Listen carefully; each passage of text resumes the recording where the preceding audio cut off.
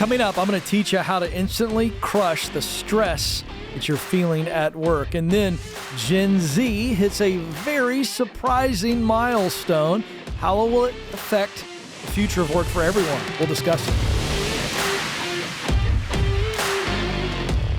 Helping you make more money and helping you experience more meaning in your work so that you can live the life that you desire. Freedom to pursue that happiness, as Thomas Jefferson so eloquently penned in the Declaration of Independence. That's what this is about, living the life that you desire to live. Well, one of the things that can crush a life is a life that is spent under tremendous stress at work all the time. You spend more time at work than you do anywhere else.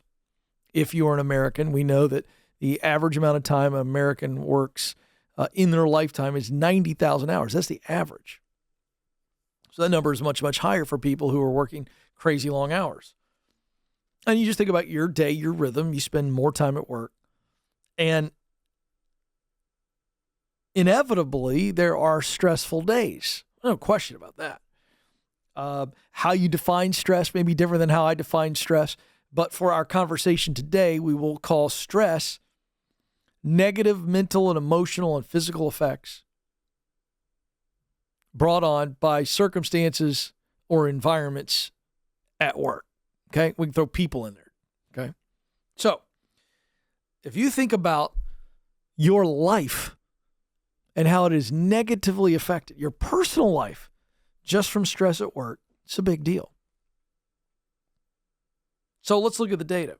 83% of American workers report they suffer from work-related stress. 54% say that work stress affects their home life. I think that a lot of people either don't want to admit that work stress is affecting their home life, or they're truly unaware. Because when I see 83% of American workers suffer from stress, but only 54% say that they're essentially dragging it home with them, we have some people who aren't aware or people who aren't being honest. I just don't know how workplace stress doesn't affect you at home unless, and we're going to talk about this, you have a very disciplined system for filtering it.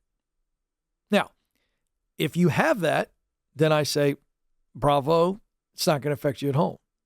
But even at that, there are going to be times where it does affect you. And this is not about a debate. This is about awareness. To say that no matter how effective your coping strategies are, it's still affecting you. I'm just going to tell you, I cannot have a bad day at the office and it not affect me personally. So if it's affecting me personally, even if I'm disciplined, even if I filter it in all the healthy ways that you could list out, because it affected me personally, it's affecting my home life, if nothing else than a conversation with my wife to go, I had a really crappy day today. Well, that affects us. Doesn't mean we're fighting. She's so understanding. She has tremendous wisdom. Stacy does. But it still affects us because I've had a crappy day. So let's put to bed this idea that if I'm dealing with stress at work, I'm not taking it home with me. You're lying to yourself. You're going home with you, so you're taking it home with you. So I want to talk about the root causes of work stress. And I think you could make a case for having 37 or 72 causes. You could just go and go. But to simplify, workplace stress is the goal here. So let's look at what the root cause of your work stress is. You need to be able to dig and be honest and say, it's this. It's this person. It is this system. It is the culture which would allow that person I mean, you see where we start to delineate pretty quickly. So first thing we have to do is say, okay, what is causing my stress? Then we go into who. Let me explain. So let's first look at what in a big what. What's one of the big all caps what? It would be a toxic environment. And I mean truly toxic. I don't mean slightly annoying. I mean toxic. Because in a healthy environment, there will be days where a person, a leader, a cultural decision, something just goes wrong, an unruly customer. But that doesn't mean you're in a toxic environment. It means you ran into somebody who was having a bad day themselves and they rubbed off on you. Okay? So you can be in a healthy environment, a non-toxic environment, and have a really crappy day. But then you bounce back. You're reminded of good things that are there. I mean, so a bad day does not mean you are in a toxic environment. Let's grow up. But if you are truly in a toxic environment, I mean, it is unhealthy, backbiting, gossiping, lying. You can't trust teammates. You can't trust leadership. It is a unethical, cutthroat. You get it. Now, we're talking about a nasty place. Now, that's toxic. If you're in one of those environments, find yourself a replacement or two jobs to replace that one income and hit the road. Get out. It's not going to get better. Find something else, and as soon as you can replace your income, gone. Hit the eject button. Now, if it's not toxic, now we got to dig deeper. And I think that's why, by the way, everybody wants to run the whole, well, I was in toxic. It gives us an excuse to hit the eject button when we may be part of the problem. So that leads me to this. Are your lack of boundaries causing stress? Are you having a hard time saying no? Are you scared to say no? Are you scared to raise your hand and speak up? Say, hey, I need to change something. We need to change something. So this is you not setting boundaries. That could be a part of your stress. What about perspective? What if your perspective is all jacked up? What if you think and feel this, but in reality your leadership thinks and feels something completely different, and we're just not completely in sync, and it's you related? Your feelings are hurt. But I've had that happen to me. I feel and think one thing, and then I dive into it and I find out, well, what I was thinking and feeling, while understandable, was a bit skewed. So I need to change my perspective. Another thing is, how about your just good old-fashioned healthy coping strategies that I mentioned? I touched on this. Are you working out? Are you eating right? Are you getting good sleep? Do you have good relationships outside of your family to where you're able to take stress and filter it? Just physical exercise after a stressful day is chemically shown to flush that junk. So, changing your external environment is not always the best option. If it's toxic, yes. If it's not, it's probably got a whole lot of you that needs to change. Be a big boy, be a big girl, and look into it, and then make the right changes.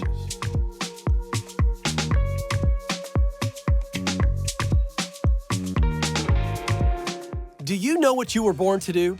In order to get hired at a job you love, you need to get clear on your talent, passion, and mission. That's why our team created the Career Clarity Guide. In just a few minutes, this free tool will walk you through a process to discover what you do best, that's your talent, the work you love to do, that's your passion, and the results that matter to you, your mission. Then you'll feel more confident throughout the job search process. To get started, go to kencoleman.com/clarity.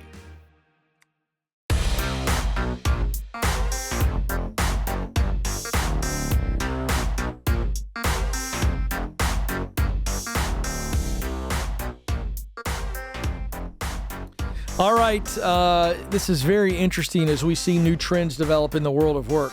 I've got a Fortune article here in front of me. Headline says, Gen Z hits surprising adult milestone. What is the milestone? Working in the office full time. Fascinating.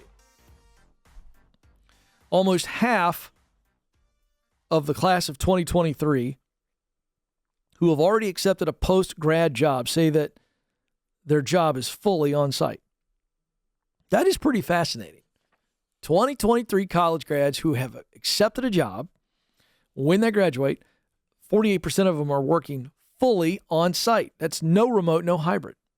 Now, if you just lay that out there based on what you see a lot on social media, you would think, boy, they can't be happy about that. Oh, man, that's got to have them pretty upset. On the contrary. This was a normal expectation and reality for previous generations. But it's very new for Gen Z, who spent some of their time in college and or early working lives behind the screen in their homes or in a coffee shop. But this is interesting. Only 4% of Gen Z actually want to work fully remote. Let me tell you where that 4% is. If I go on Instagram or TikTok right now and say something about remote work and this piece of data, the 4% are all on social media going, "That's not true, you old man." Well, the data doesn't lie, snowflake. The 4% of you are very vocal. And good for you. A third of students that LaSalle surveyed, the LaSalle Network, this is a staffing and recruiting firm, a third of those students that they surveyed said they're continuing to job search despite the fact that they've already secured a job. But this is less about remote and hybrid. This is just a generation that their whole stinking life they've had options. Their whole life. You know, when I was a kid, old man story alert. When I was a kid, you had three types of ice cream. You had vanilla, you had chocolate, and if you were lucky, for those who cared, I don't like it, but you had strawberry. All right, we live in a world now where these kids grew up with not just three options of ice cream, multiple different shops, all within 2 or 3 miles. Oh, by the way, we have gelato. We have frozen custard. We have frozen yogurt. We got 73 toppings on the buffet over here. Could you imagine? I would have loved to have walked in with my mom and dad to one of those ice cream shops and go, yeah, I want some vanilla ice cream, and then I want 73 toppings. I want the gummy worms. I want sprinkles. I want chocolate chips. Oh, let's throw some hot fudge on there for good measure. So I'm not knocking this younger generation, but they have been conditioned to have options. So you want to know why they would secure a job and then look for something better? Because that's all they know. It's not a bad thing. It's just reality. Now, this generation is open to hybrid. So they're not anti-remote. They just only want it to be for a certain amount of time. They're craving in office, but they also want the flexibility of remote. And that's why the hybrid arrangement is what a lot of these Gen Zers are looking for. But make no mistake, in-person work beats remote. But they want flexibility to work remote some of the time. So the question is, why does Gen Z, who was raised on screens, why does that generation, why does it crave in-person remote work? Why does this generation crave in-person work?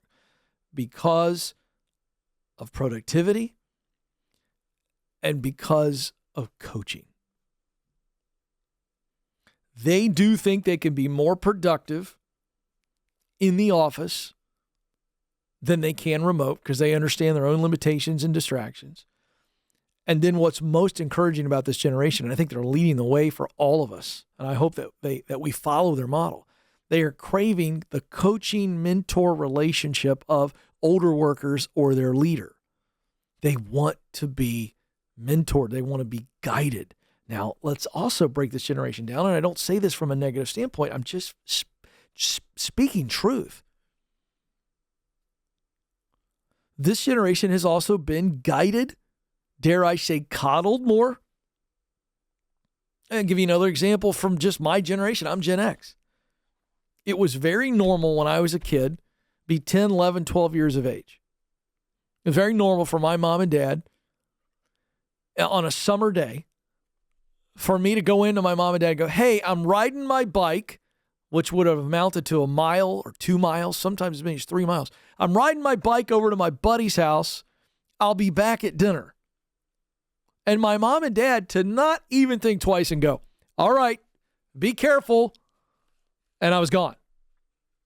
When I got back, if I got back within a reasonable time, didn't have to be early, but if I got back close to dinner time, my mom and dad weren't standing on the porch wringing their hands going, where were you? We were about to call the police. All that to say, yes, the world has changed, but has it?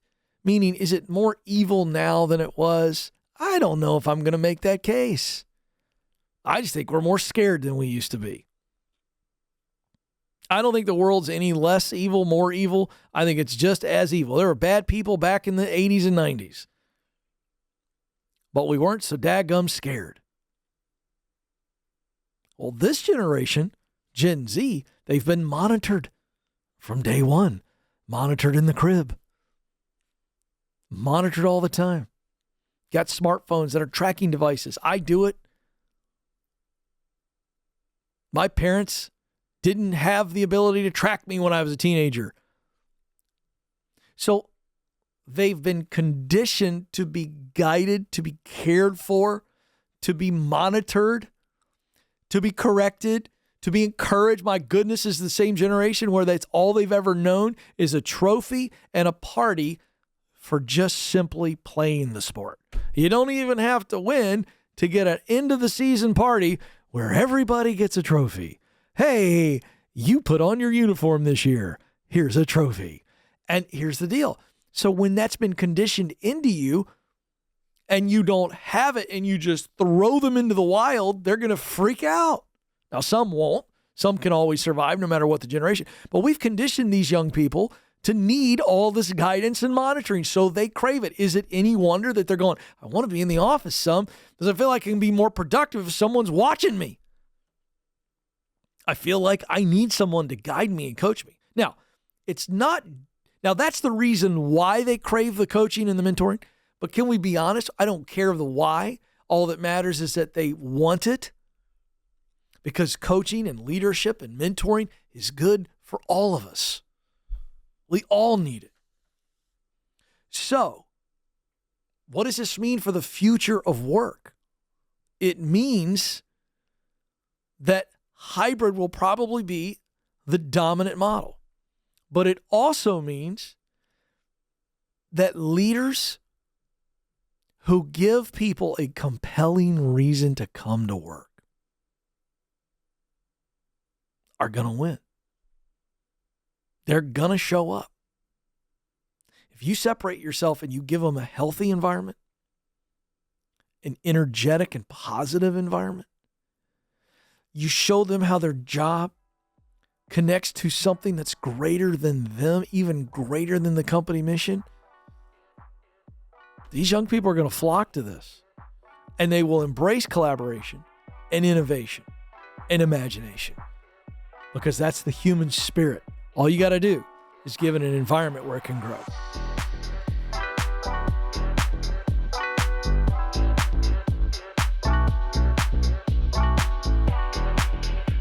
Are you wondering if you should leave your current job or stay put? You're not alone. That's why we created the Should I Quit My Job quiz. In just 5 minutes or less, this quiz will help you determine if you're at the right company and if you're in the right role. If you need to make a move, you'll even get practical next steps to keep you moving forward. Listen, stuck is a choice, and life is too short not to do what you were created to do. To take the quiz, go to kencoleman.com/quiz.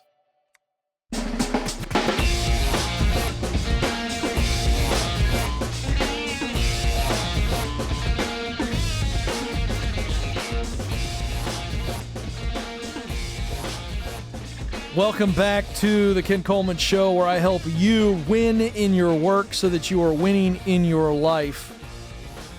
And if you are enjoying the program via YouTube, I would love for you to subscribe and like the videos that you're watching. If you are listening via podcast, I'd love for you to give us a follow and a 5-star review. I am looking for something on my computer here. I'm calling an audible. Because this is fascinating to me about our current economic situation. And so this is something I saw on Twitter, and it has an article, and I want to set this up. Okay. So we are in an environment right now where inflation, largely due to wage pressures, where we're seeing people get paid more hourly and from a salary standpoint, and of course, companies are then passing those costs on to the consumer. So that's why prices are stubborn and remaining high. Okay. This is fascinating. Okay. Because you're having more people that are looking to what's called the gig economy. These are things like Uber and Lyft and Uber Eats and delivery and those kind of things, where you can kind of plug into an app, spend the time you want to spend, get paid for it, move on. That's the gig economy. Certainly, we're seeing a lot of people move to side jobs to make ends meet, whether that be to supplement living expenses or saving money for priority projects. Part-time jobs are up, and then, as I mentioned on the show multiple times recently, we're seeing freelance work where you've got highly skilled workers, and I'll use a technology worker as an example. You've got a highly skilled technology worker who is working from home, has a lot of autonomy and freedom, and let's say that they're a programmer, okay? And they can get or give an extra 20 hours a week or 30 hours. We have some that are even doing 2 full-time jobs, if you will, as far as the responsibility goes, and cramming that into 1 full week. And that's the freelance economy, where you can say, all right, a company needs a programmer, but they can't afford to do a traditional full-time package that includes benefits, but they'll pay someone less, still pay them well, but pay them less by contracting them out as a freelance worker. So that's the work economy that we're in, and opportunities. And I saw this on Twitter. People are flocking to part-time work. More than 27 million people in the United States. This is staggering to me. More than 27 million people in the United States are working less than 35 hours. This is as of January 2023. From a Forbes article is where some of this data is pulled. So if you've got 27 million people that are working less than 35 hours a week, you've got a lot of factors going into this. Okay. So let's start with, okay, there are millions and millions of people in this country. And let's start with the basics. Okay. You got 27 million people. Of that group, millions of them are a part of a 2-income family unit. Okay. So they don't necessarily need to work full time in their work. They're looking for part-time work. Again, to make ends meet, to supplement expenses, or maybe to save. Okay.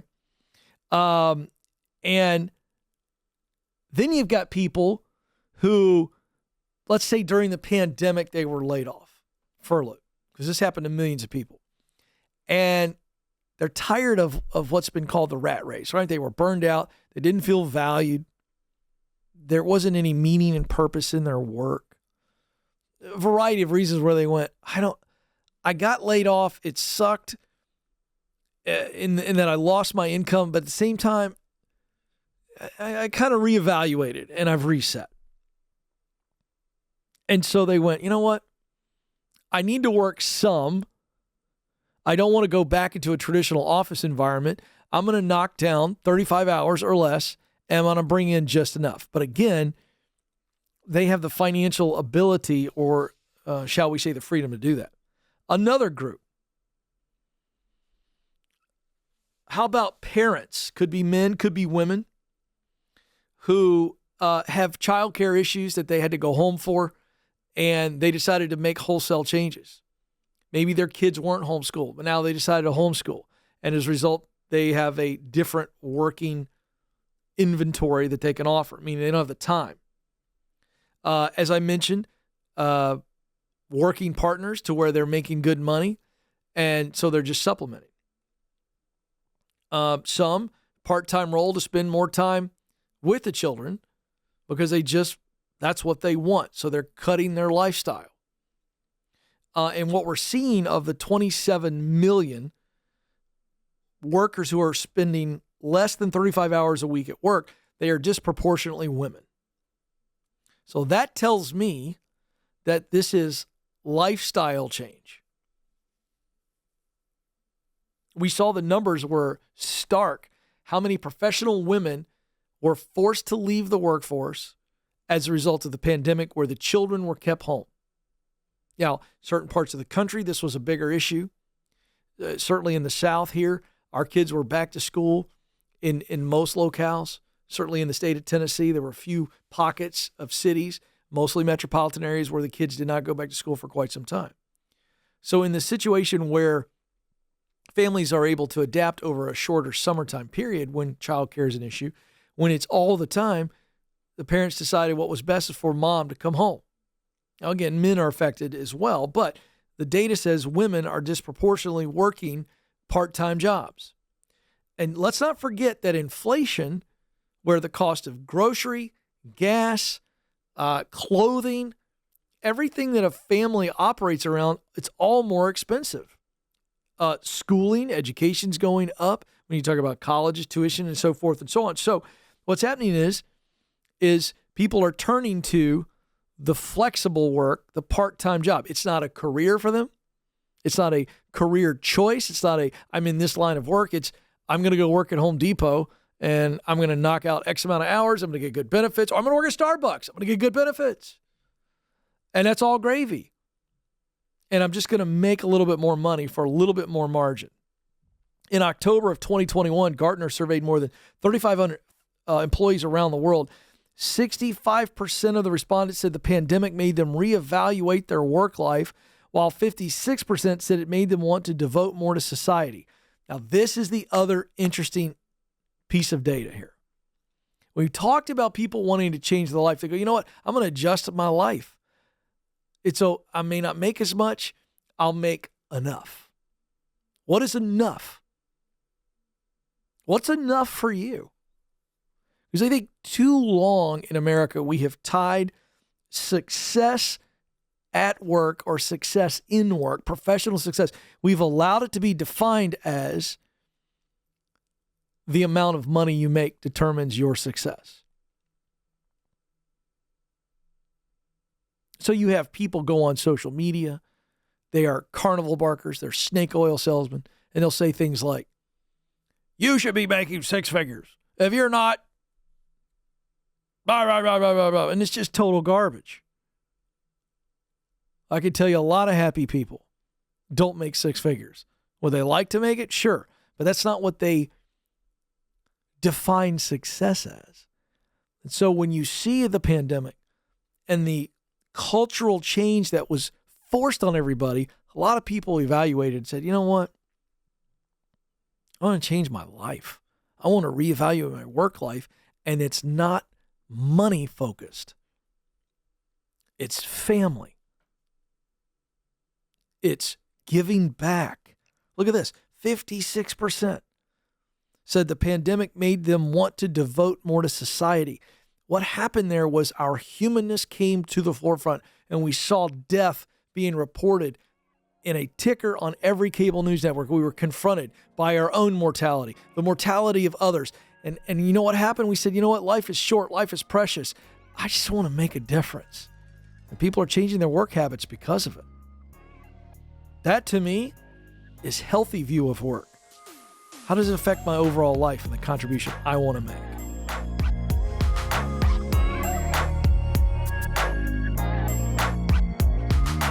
Did you know that recruiters take an average of 6 seconds to scan a resume? And that's if they ever see it in the first place. In fact, 75% of resumes are rejected before reaching a hiring manager. Listen, folks, if you want to get hired, you've got to make your resume worth noticing. That's why we created How to Write the Perfect Resume. This free guide will walk you through the 5 steps to stand out in the hiring process to get you your dream job. If you want to get started, go to kencoleman.com/resume.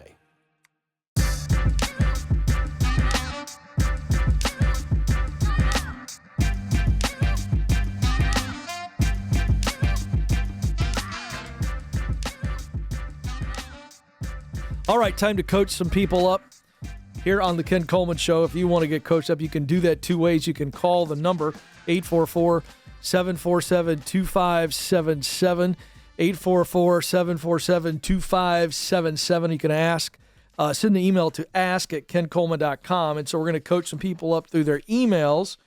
They emailed in ask@kencoleman.com. Mark writes in, I'm in a job that I really enjoy. I've been there for around 10 months. I'm the only designer and am taking on more responsibility than the previous designer. However, I'm being underpaid for my role by around $8,000. How should I go about getting that raise without leaving? Ugh. All right. Here's an asterisk on any time I get a question like this because I'm not able to go back and forth with Mark. And Mark, I appreciate the question. There's no one-size-fits-all answer to this, so I can only answer it by saying what I would do.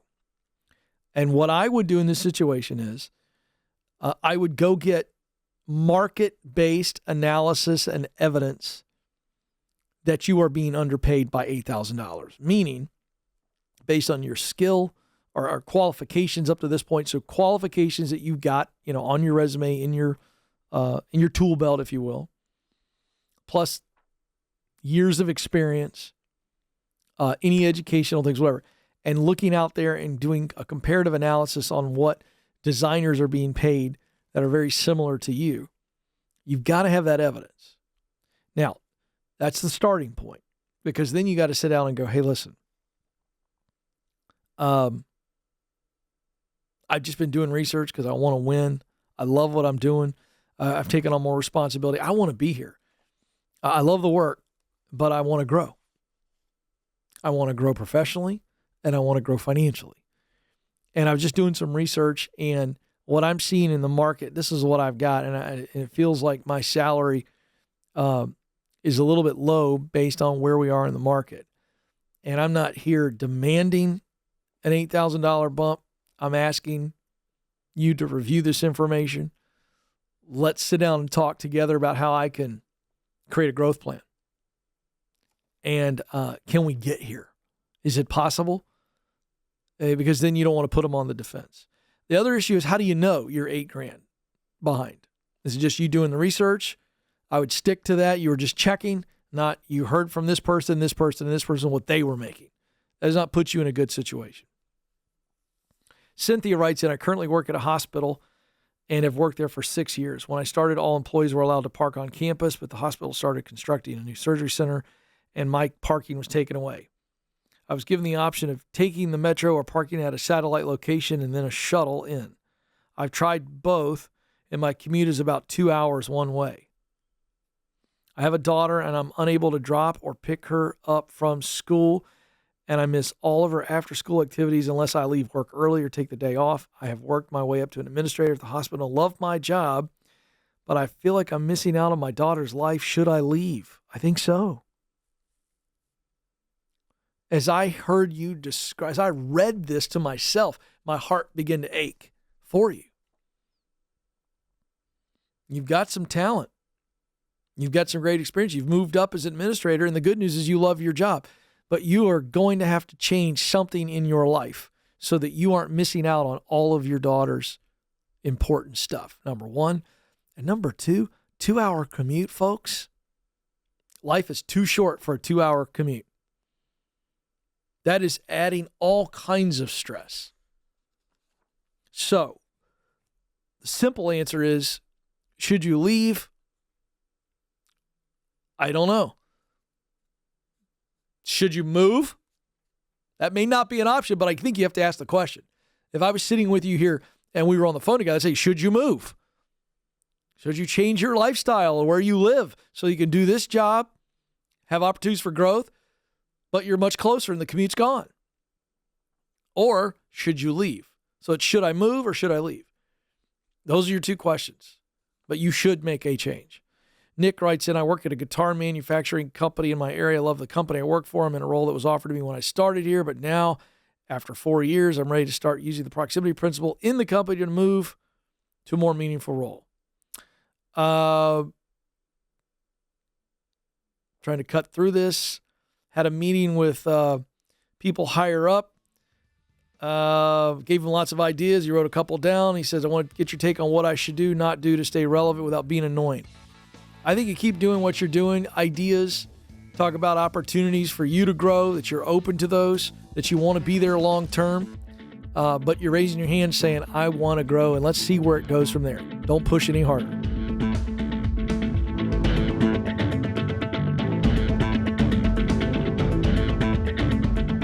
According to Glassdoor, the average job offer attracts over 250 applicants. If you've made it to the interview, you've already made a great impression. So now is the time to showcase how you are the best choice for the role. That's why we created How to Win the Interview. This free guide will walk you through the 5 strategies to help you stand out amongst the competition. With just some intentionality, you can prepare yourself to win the interview. Go to kencoleman.com/interview.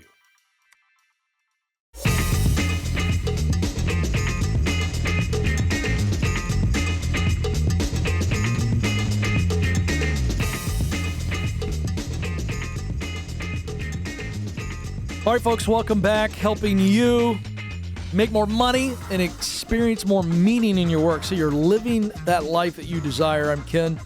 Hey, I've said many times in the show, you were created to fill a unique role in your work. That means you were needed, you must do it. And there are a lot of you out there right now who are going, I'm still trying to come up with that idea, or Ken, I'm trying to select from some ideas. And what you're really looking for is clarity to choose and confidence to step out. And I've got the ultimate tool for that. Now, many of you have probably heard about assessments. They're personality-based. My Get Clear assessment is not about personality. It is about 3 elements that you have that I have. They are talent, things that I do well, talent and strengths, passion, work, task roles that I really love to do, and then missional results. In other words, results that motivate me. Now, when you know those 3 things, what you do best, what you love to do, and results that motivate you, and you figure out how to use what you do best to do work you love to produce those results, now you have confirmation that you were, in fact, designed for this type of work, this idea that you have. And now you've got the confidence to step out on the path to do it because you know you can. And that's what the Get Clear assessment does for you. You can get it right now for only $30. KenColeman.com/assessment. KenColeman.com/assessment. You also get a purpose statement that becomes a high-level dream job description for you.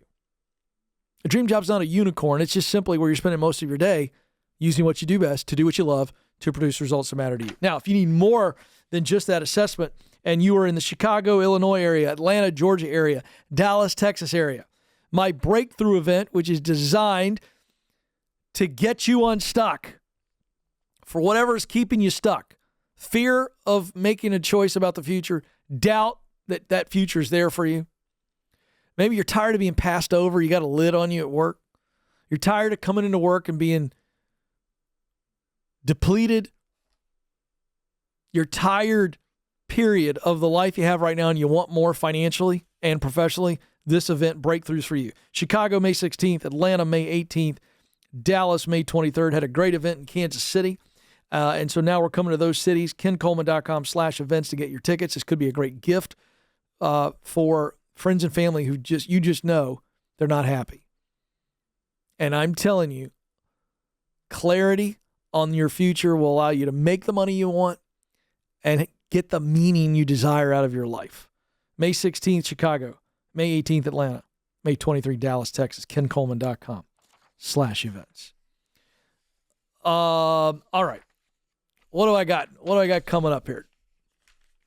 More questions. Okay, back to my questions. Okay. So we've got Rachel.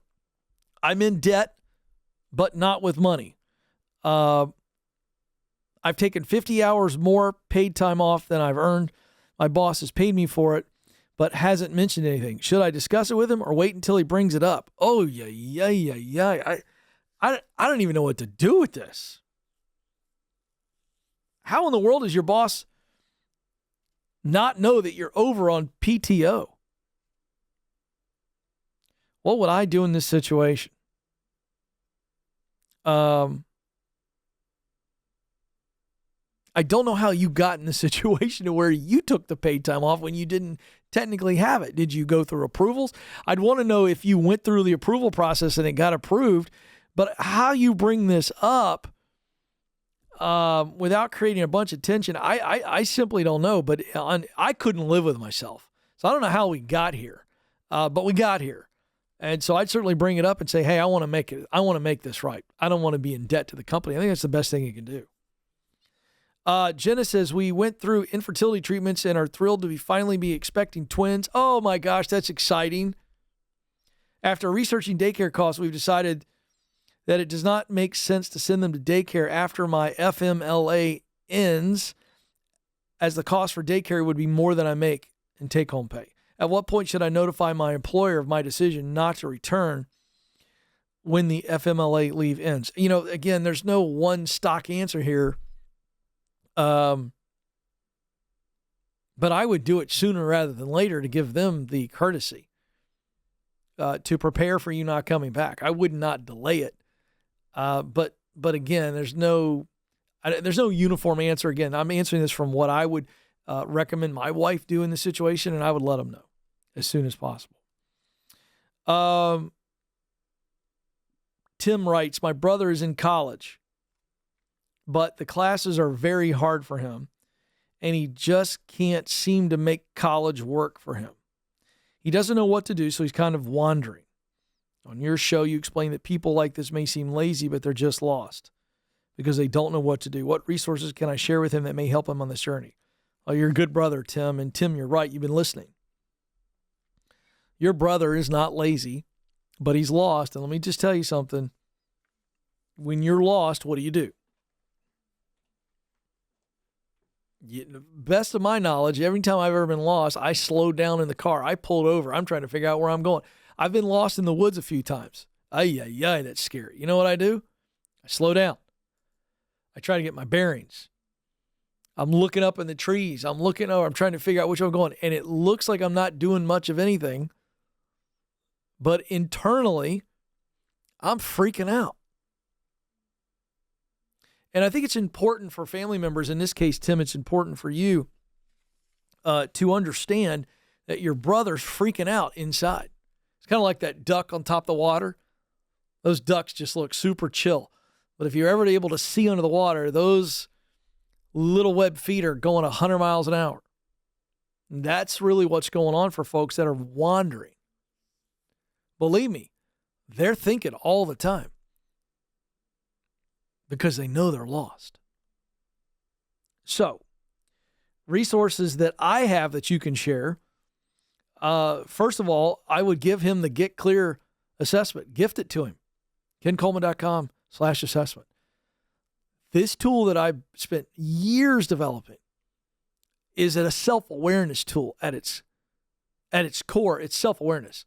It will allow him to see what he does best, what he enjoys doing, what motivates him. Those are wonderful, wonderful, wonderful elements that every human being needs to be aware of about themselves. But that's where the ideas come from, and it's where the ideas get confirmed. I'd give him the book From Paycheck to Purpose. That book I wrote is meant to be the guide up the mountain once you know what the mountain is. They work beautifully together. And then I would tell you that he just needs to be encouraged. I think it would be great for him to hear and see his brother showing up, encouraging him, going, hey, man, I know you're in a season right now where you're lost, but you're not the only one to ever go through this. I'm going to help you. And you do have something special to offer the world. Here's what I see. And affirm him constantly. Because affirmation is the nudge that many people need. They don't need a motivational speaker from their family members. They just don't. Let's get one more in here. Christian writes, I'm currently working in construction, owning my own business. It's successful and doing well, but I don't think it's for me anymore, and I want to get into IT. Been on my mind for some time, but I don't want to make the switch for the wrong reason. I took the Get Clear assessment, and data science and analytics was one of the careers on the list, which is one I've been thinking about. I think I will find employment in this and other IT fields, but never have done anything like this as a career. How will I know if it will be fulfilling doing this work or if it's just something new and shiny? And this is where, again, you've got to get with people who are in that IT work. Spend some time with people on the phone or in person, lunch, get a cocktail with them, read about jobs that are in the IT field, job descriptions, what people say on message boards. Everything you need is readily available. And what you need is opinions, lots of them, not one, not two, not three. How about 5 of 10 of people who are in the IT field who, by the way, are winning and enjoy it. Winning and enjoy it. Let's start there. And I want you getting that feedback first, because when I can talk to somebody who's winning and they enjoy it, they're going to give me the good and the bad, but they're overwhelmingly winning and enjoying it so that I'm getting good perspective. After you get all that perspective, your heart and head are going to align and tell you whether or not you'll enjoy it. And I think you will. This is the Ken Coleman Show. Press on. Thanks for listening to the Ken Coleman Show. For more, you can find the show on demand wherever you listen to podcasts and watch the show on YouTube. You can also find Ken across all social media by following @Ken Coleman.